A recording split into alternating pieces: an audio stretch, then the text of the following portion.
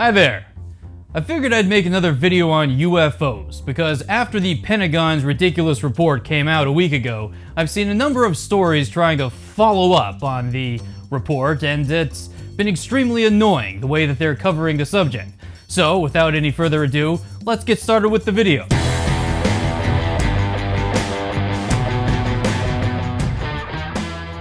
Alright, so I have here a copy of my new favorite magazine to hate read, and that is The Week magazine. And as you might have guessed, like most publications, it has a strong liberal progressive bent to it, which in times past I would have said great, but nowadays I think, dear God, I can't take it. So here's their follow-up story on the UFO report. The title reads, UFOs, the truth is still out there. Now, if the good people at The Week thought they were being clever with that title, they're not. I've seen that play on words using the X-Files theme at least 80,000 times over the past several days. Now, the article starts off with something I agree with. Some guy at Slate magazine, his name is Daniel Politi. He says that after months of the highly anticipated report from the Pentagon, its big conclusion is that there was no conclusion. I, of course, completely agree with that. I thought it was the biggest non-report report that's ever existed. It essentially came out and said nothing. I also love that Eric Weinstein, a public intellectual who frequently comments on Twitter, saying something along the lines of, you know, the report's really important, you just have to read it really closely. Really, Eric?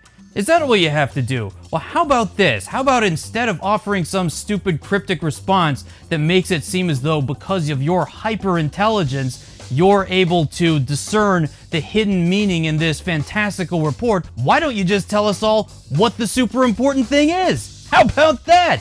But no, that would break character with Eric Weinstein, because I've always said that Weinstein is essentially, he is a real-life Aaron Sorkin character. Most people don't talk like they do in Aaron Sorkin movies, except for Eric Weinstein. However, back to Daniel Politi. Daniel Politi. Back to Daniel Politi. He started out well, agreeing with me that the report was utterly useless and didn't really report anything, but then he goes on to say this quote, that it will simply fuel conspiracy theorists and people convinced of the existence of extraterrestrial life. Now, what you need to understand is that when people like Daniel Politi use words like conspiracy theorists, for them that's really just a euphemism for complete freaking idiot. And then also the last part, people are just convinced that there's extraterrestrial life. No, that's not what it is, Daniel Politi.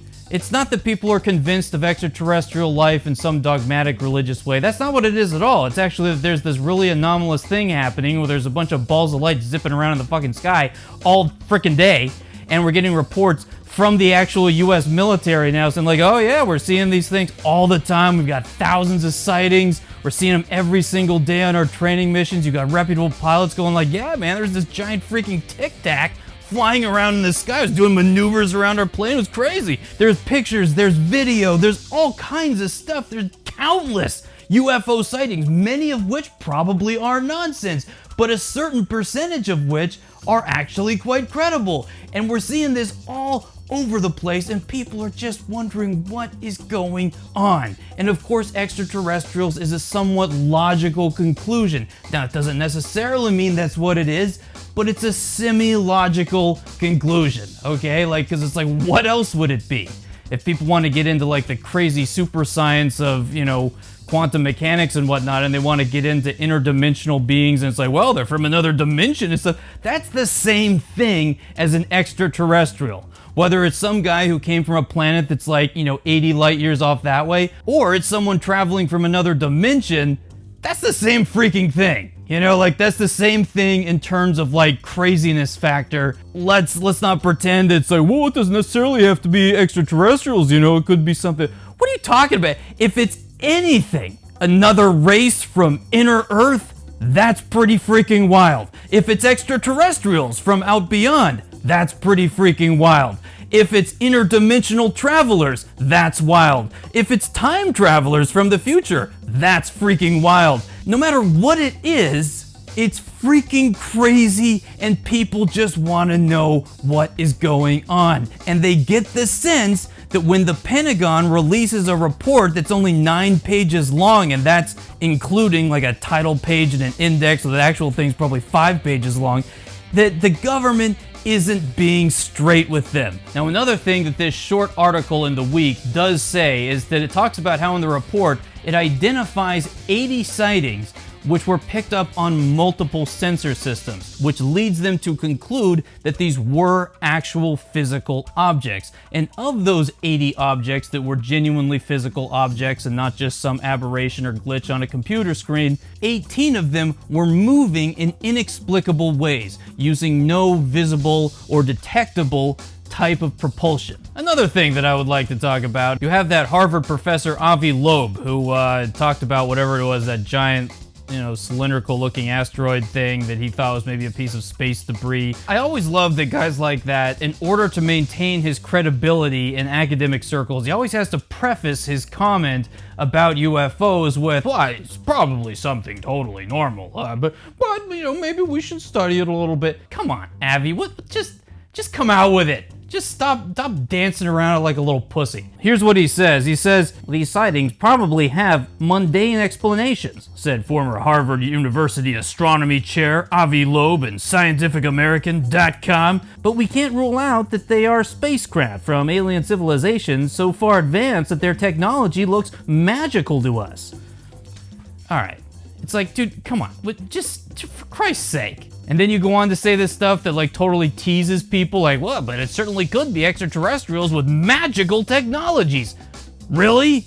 Okay, thank you, Harvard professor, astronomy chair guy. That's great of you to say. You basically did the same thing the Pentagon report did. You said nothing. You said it's probably nothing, but it could be something.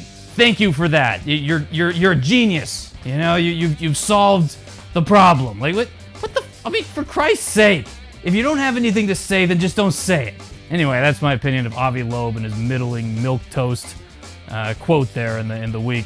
And now we get to my favorite part of this little article in The Week magazine, which is this quote by some giant mountain of dung at the Daily Beast named David Axe.